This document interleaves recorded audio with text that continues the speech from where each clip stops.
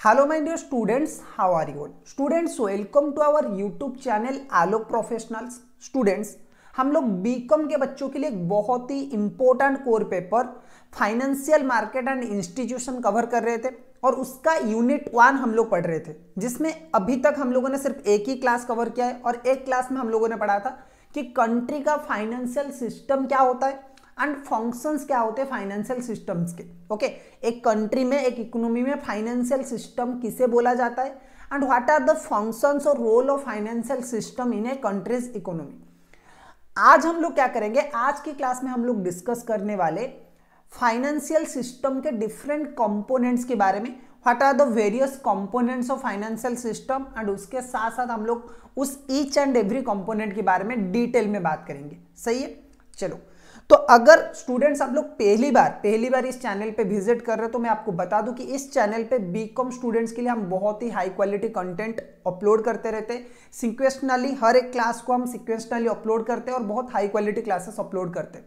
तो अगर चैनल को पहली बार विजिट कर रहे हो तो एक बार इसे सब्सक्राइब कर लीजिए। अगर वीडियो पसंद आ रहा है तो लाइक करिए और अपने दोस्तों के साथ जो बीकॉम पढ़ रहे हैं उन्हें शेयर करिए। ठीक है, तो चलिए स्टार्ट करते हैं आज का क्लास। आज की क्लास में हम लोग बात करेंगे स्ट्रक्चर एंड, पहले बात करेंगे structure and component of financial system and each and every component को हम लोग डिटेल में बात करेंगे। सही है, तो देखो मैंने आप लोगों को बोला था कि फाइनेंशियल सिस्टम जो है ना, फाइनेंशियल सिस्टम बेसिकली क्या है, एक नेटवर्क है। Financial system is basically, financial system is nothing but a network of financial institutions, market, instrument, services that helps in mobilising, saving and allocating them efficiently for productive use।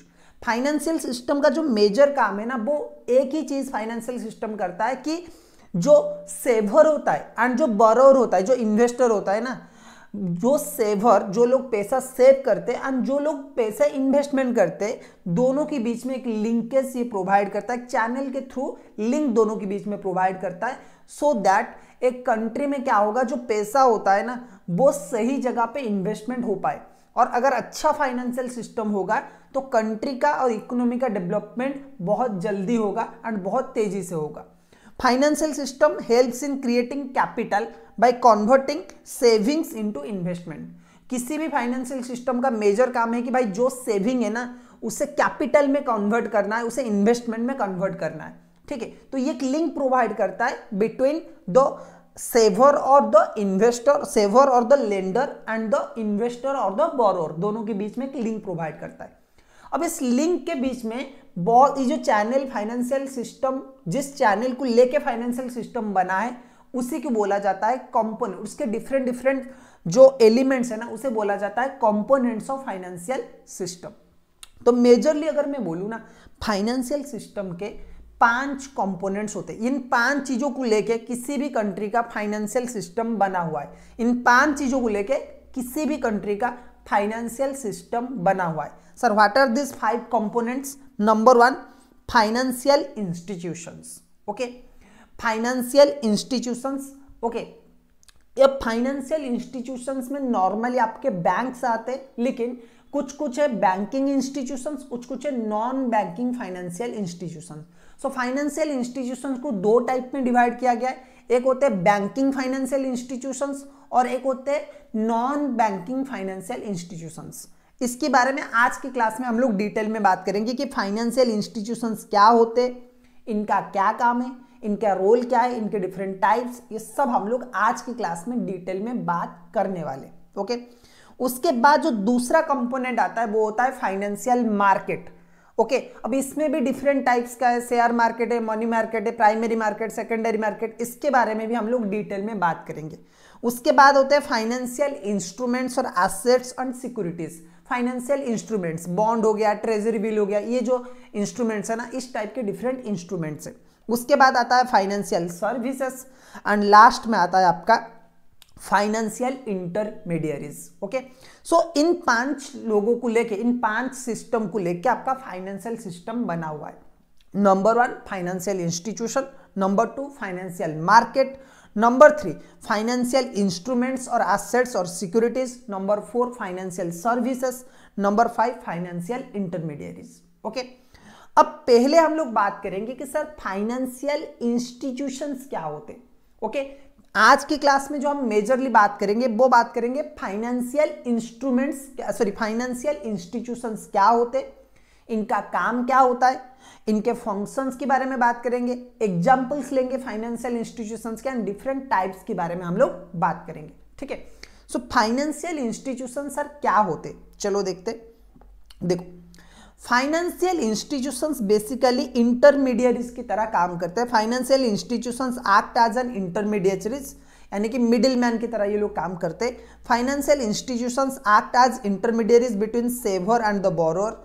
They ensure smooth functioning of financial system by collecting funds from the surplus unit or saver and lending them to the deficit unit or borrower.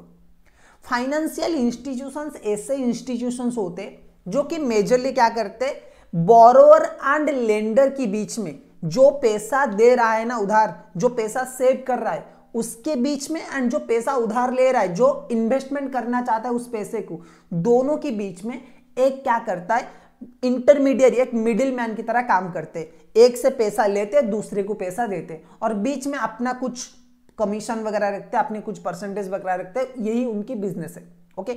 So financial institutions act as an intermediate, financial institutions act as intermediaries between saver and the borrower. They ensure smooth functioning of the financial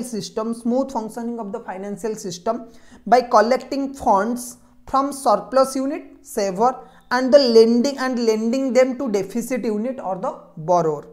अच्छा, financial institutions के functions क्या क्या होता है, what are the functions of financial institution, ये आपकी exam में आ सकता है।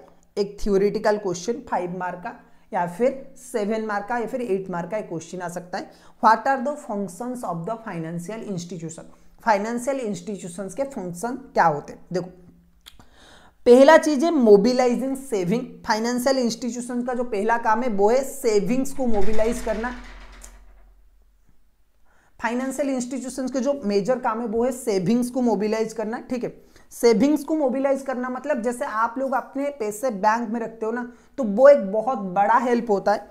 They gather idle fund from the house hold, businesses, government, channel them into the productive activities. तो मेजरली ये लोग क्या करते हैं, बहुत ही सिंपल है कि हाउस होल्ड से, जैसे हमारे जैसे लोग हैं ना रिटेल इन्वेस्टर, उनसे पैसा लेते, कभी कभी ये लोग गवर्नमेंट, डिफरेंट गवर्नमेंट के पैसा भी अपने पास रखते, कभी कभी बिजनेसेस की जो पैसा है वो भी अपने पास रखते और उसे प्रोडक्टिव इन्वेस्टमेंट, प्रोडक्टिव एक्टिविटीज में यूज करते, ठीक है। प्रोवाइडिंग लोन एंड एडवांसेस, पहला जो है वो है डिपॉजिट्स लेना। फाइनेंशियल इंस्टीट्यूशंस का एक ही काम है भाई, डिपॉजिट्स लेना और लोन देना। तो दूसरा जो काम है वो है प्रोवाइडिंग लोन एंड एडवांसेस।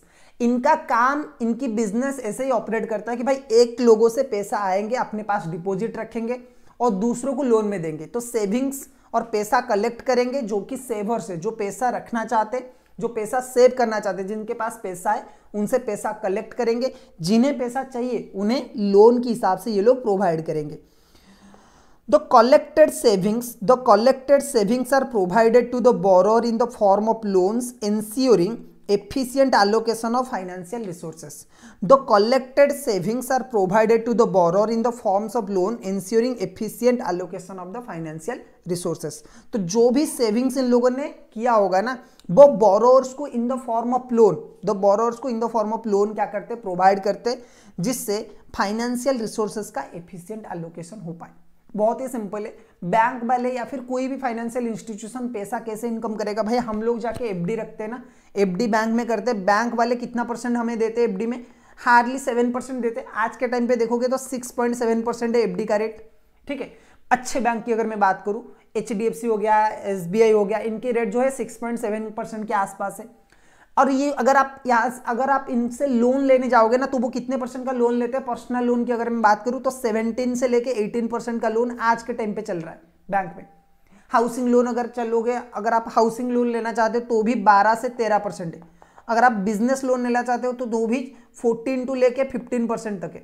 तो ये जो बीच का डिफरेंस है ना, that will be the profit और their charges for providing services, वो इसी से अपना इनकम करते रहते, ठीक है। अच्छा, फाइनेंशियल एडवाइजरी सर्विसेज। आज के टाइम पे क्या है कि बैंक वाले और भी बहुत सारी चीजें प्रोवाइड कर रहे हैं, जैसे कि financial services. Sir financial services बोले तो financial advisory services, they offer services such as restructuring, diversification planning, assist in the raising funds from the financial market. आज के टाइम पे बहुत सारे फाइनेंशियल इंस्टीट्यूशन है, बहुत सारे बैंक है जो कि सिर्फ लोन वगैरह देने में काम नहीं करते। अगर आप देखोगे ना, आप एसबीआई में जाओगे तो वो सिर्फ आपसे डिपॉजिट नहीं लेते, वो आपको एडवाइस करते, sir please invest in this mutual fund, invest in this stock market, हमारा अकाउंट ओपन कर लीजिए, ये वाला जो रिटायरमेंट प्लान है वो आपके लिए बेटर है, ये वाला जो लाइफ इंश्योरेंस प्लान है ये आपके लिए बेटर है।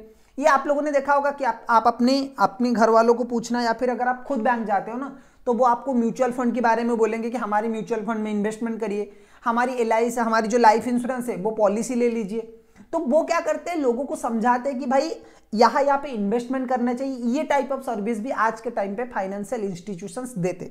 Okay, creating financial assets. अच्छा, फाइनेंशियल एसेट्स क्या करते हैं, unlike broker financial institutions create financial assets like loan and advances instead of merely facilitating transactions. Financial assets create करना वो भी फाइनेंशियल इंस्टीट्यूशंस का एक बहुत बड़ा काम है। जैसे ब्रोकर होते हैं ना, ब्रोकर जैसे आप लोगों के लिए लोन वगैरह अरेंज करते हैं, इसी तरह से फाइनेंशियल इंस्टीट्यूशंस भी वो सर्विसेज आपको प्रोवाइड करते हैं। अच्छा, इंश्योर लिक्विडिटी। लिक्विडिटी क्या होता है, देखो, they provide liquidity to the saver by offering deposit payable on demand and manage lending to safety both short term and long term financial needs. देखो, और एक जो चीज है ना वो है कि फाइनेंशियल इंस्टीट्यूशन का जो सबसे बड़ा काम है वो है इंश्योरिंग लिक्विडिटी। हमेशा अगर आप आज जाओगे ना बैंक के पास, आपके बैंक अकाउंट में सपोज 1 करोड़ है ना, आज जाओगे बैंक के पास कि भाई मुझे अभी के अभी मेरा पैसा चाहिए, बैंक मना नहीं करेगा, आपको देगा कहीं से भी लाके। हाँ, टाइम हो सकता है कि अभी उस ब्रांच में पैसा नहीं है, थोड़ा टाइम लगेगा, 1 घंटा 2 घंटा जो भी, बट वो आपको पैसा देंगे। अगर आपको आज चाहिए कि आपके अकाउंट में 1 करोड़ रुपए और आपने बोला कि मुझे अभी का अभी 1 करोड़ का कैश चाहिए, तो बैंक वाले कहीं से भी अरेंज करके वो कैश आपको लाके देंगे, क्योंकि आप अपना पैसा रखते हो। कि ऐसा नहीं है कि 10-15 दिन या फिर बोलेंगे कि अगले महीने आ जाओ, ऐसा नहीं होगा। कुछ केस में आप लोगों ने न्यूज में देखा होगा ना कि आरबीआई जो होता है ना, हमारा जो अपेक्स बैंक है, रिजर्व बैंक ऑफ इंडिया, जो कि सेंट्रल बैंक है इंडिया का, वो कभी कभी किसी बैंक के ऊपर क्या करता है, रेस्ट्रिक्शन लगा लेता है कि जो सेवर है ना वो पैसा विड्रॉ नहीं कर सकते। वो इस वजह से होता है कि उस बैंक में कुछ गड़बड़ी होता है, कुछ फ्रॉड वगैरह हो जाता है, तब भी केस में ऐसा होता है। लेकिन आज के टाइम पे आप कहीं पे भी जाइए, अगर आप कुछ बड़े बैंक्स के एग्जाम्पल ले ले, जैसे एचडीएफसी है, जैसे आईसीआईसीआई बैंक है, जैसे एसबीआई है, आज आप जाओगे जितना पैसा आपके अकाउंट में 1 दिन में पूरा भी विड्रॉ कर सकते हो, कोई परवाह नहीं। हाँ, थोड़ा टाइम लगेगा लेकिन उसी दिन हो जाएगा। तो लिक्विडिटी का जो प्रॉब्लम है ना वो कभी नहीं आएगा। इस वजह से ना आरबीआई क्या करता है, आरबीआई बैंक वालों के कैश रिजर्व मेंटेन करने के लिए ना बोलता है। आरबीआई जो है ना, रिजर्व बैंक ऑफ इंडिया, वो हर बैंक को ये बोलता है कि भाई पूरा पैसा तुम्हारे पास जितने भी डिपॉजिट आ रहा है वो पूरा पैसा तुम अलग अलग चीजों में यूज नहीं कर सकते, पूरा पैसा लोन नहीं दे सकते, तुम्हें अपने पास कुछ कैश रिजर्व रखना पड़ेगा। 20% के आसपास तुम्हें कैश रिजर्व रखना पड़ेगा, ठीक है। और अगर तुम्हारे पास वो पैसा नहीं रह रहा है तो वो हमें दे दो, हम अपने पास वो पैसा रखेंगे, ठीक है। तो इसीलिए बैंक के पास लिक्विडिटी का कोई भी प्रॉब्लम, या फिर फाइनेंशियल इंस्टीट्यूशन के पास लिक्विडिटी का कोई प्रॉब्लम नहीं होता है, ठीक है।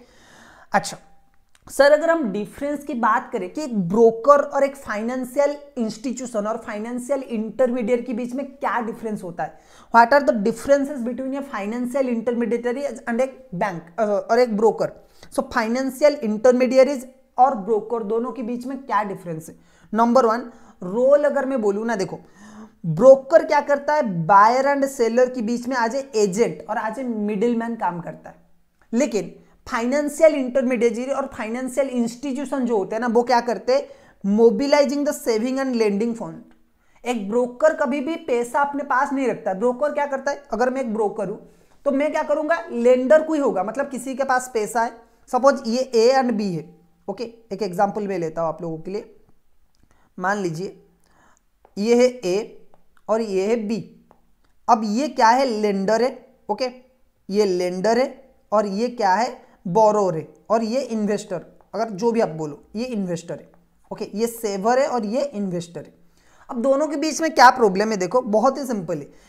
जो एजेंट होता है ना, वो एजेंट क्या करता है, एजेंट सिर्फ कम्युनिकेशन करता है कि भाई ए के पास पैसा है, बी को वो पैसा चाहिए, ए के पास वो पैसा है और बी को वो पैसा चाहिए, तो दोनों के बीच में बस लिंक करवा लेता है और बदले में कुछ कमीशन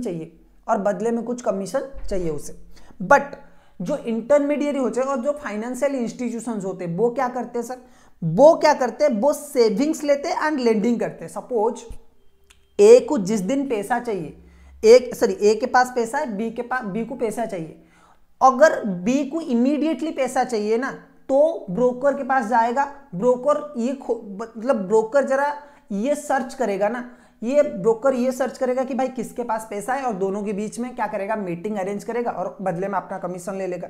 लेकिन फाइनेंशियल इंस्टीट्यूशंस क्या करते हैं, फाइनेंशियल इंस्टीट्यूशंस बोलते हैं कि भाई आपके पास पैसा है ना, आप आज ही हमें पैसा दे दो, जब किसी बोरोवर को जरूरत होगा ना तब हम उसे देंगे।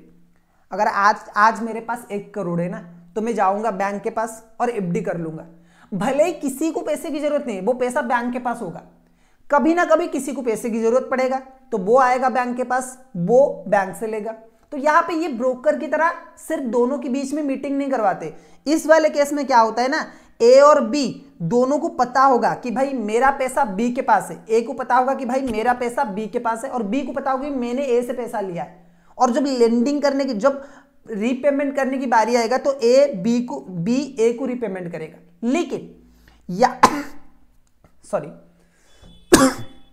यहां पे क्या होता है फाइनेंशियल इंटरमीडिएट के केस में सर, फाइनेंशियल इंटरमीडिएट के केस में और फाइनेंशियल इंस्टीट्यूशन के केस में क्या होगा, मैंने अपना जो पैसा है वो एसबीआई में डिपॉजिट किया है, एफडी में। ओके, मुकेश अंबानी को पैसा चाहिए, मुकेश अंबानी ने क्या किया, एसबीआई के पास जाएगा और वहां से लोन ले लेगा। ना तो मैं मुकेश अंबानी को पर्सनली जानता हूं ना वो मुझे पर्सनली जानता है, तो यहां पे लेंडर एंड बोरोवर के बीच में कोई लिंक नहीं होता, डायरेक्ट लिंक, यहां पे एक इंटरमीडिएट के थ्रू लिंक होता है। अच्छा, asset creation, create financial asset जैसे कि लोन वगैरह होगा, यहां पे ये लोन वगैरह क्रिएट नहीं करता है। देखो ब्रोकर कभी भी लोन वगैरह क्रिएट नहीं करता है, अपने तरफ से नहीं करता है, ठीक है, जबकि फाइनेंशियल इंस्टीट्यूशंस अपने तरफ से एसेट क्रिएट करते हैं। ठीक है, मैंने बैंक को पैसा दिया एफडी का, तो बैंक के लिए वो क्या है, लाइबिलिटी है, वो मुझे लौटाएगा वो पैसा, लेकिन बैंक उसे एसेट में कन्वर्ट कर सकता है। कैसे करेगा सर, किसी को अगर लोन चाहिए वो लोन दे देगा, अब लोन देने की रेस्पॉन्सिबिलिटी किसका है, बैंक का है, जबकि ब्रोकर क्या करता है, सिर्फ दोनों के बीच में क्या करता है, मीटिंग अरेंज करता है। इनकम सोर्स, इंटरेस्ट मार्जिन, जैसे मैंने बोला कि फाइनेंशियल इंस्टीट्यूशंस कैसे इनकम करते हैं, भाई हम डिपॉजिट देते जब ना एफडी में, जब डिपॉजिट लेते हैं तो 7% का इंटरेस्ट देते हैं हमें, कि भाई अगर आप एफडी करोगे तो आपको 7% का इंटरेस्ट मिलेगा। लेकिन जब लोन लेने जाता है कोई तो उसे बोलते हैं 14%, तो जो बीच का 7% बचा वो होगा उनका मार्जिन। सर ब्रोकर कैसे कमाता है, ब्रोकर का इनकम क्या है, कमीशन एंड ब्रोकरेज। ब्रोकर क्या करता है कि भाई 10 लाख का लोन या फिर 15 लाख का लोन मैंने अरेंज किया ना तो मुझे उसका 1% चाहिए, मैंने आपके लिए 1 करोड़ का लोन अरेंज किया ना तो मुझे 5 लाख चाहिए, ये उसका इनकम है। ठीक है, अच्छा, फाइनेंशियल इंस्टीट्यूशन के सर कुछ एग्जांपल्स की अगर मैं बात करूं, देखो बैंक्स हो चुके, बैंक्स जो होता है वो है financial institution, major financial institution जो होते वो आपके बैंक्स ही होते। अच्छा, कुछ नॉन बैंकिंग फाइनेंशियल इंस्टीट्यूशंस भी होते हैं जैसे कि LIC, life insurance corporation, general insurance corporation GIC, mutual funds, ये सारे भी क्या होते हैं, नॉन बैंकिंग फाइनेंशियल इंस्टीट्यूशंस होते।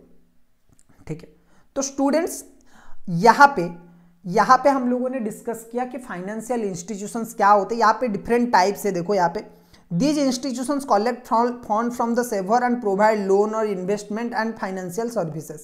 अच्छा, 2 टाइप के फाइनेंशियल इंस्टीट्यूशंस होते हैं, एक होते हैं बैंकिंग इंस्टीट्यूशंस और एक होते हैं non banking financial institutions. Okay, so यहाँ पे हमने आज की क्लास में क्या डिस्कस किया कि सर फाइनेंशियल इंस्टीट्यूशन क्या होता है, फाइनेंशियल इंस्टीट्यूशंस के फंक्शंस क्या क्या होते हैं, रोल्स क्या क्या होते हैं, और फाइनेंशियल इंस्टीट्यूशन एंड ब्रोकर के बीच में क्या डिफरेंस है। सही है, बिल्कुल। नेक्स्ट क्लास में सर हम लोग क्या बात करने वाले कि सर बैंकिंग इंस्टीट्यूशन क्या होते हैं। बैंक्स में भी बहुत सारे टाइप के बैंक है, जैसे कि कॉमर्शियल बैंक है, कोऑपरेटिव बैंक है, ऑर्गेनाइज सेक्टर है, अनऑर्गेनाइज सेक्टर है, ये सब हम लोग डिटेल में बात करने वाले हैं। ठीक है, तो सर आज की क्लास में बस इतना ही, फिर मिलेंगे और एक क्लास में। Till then keep learning.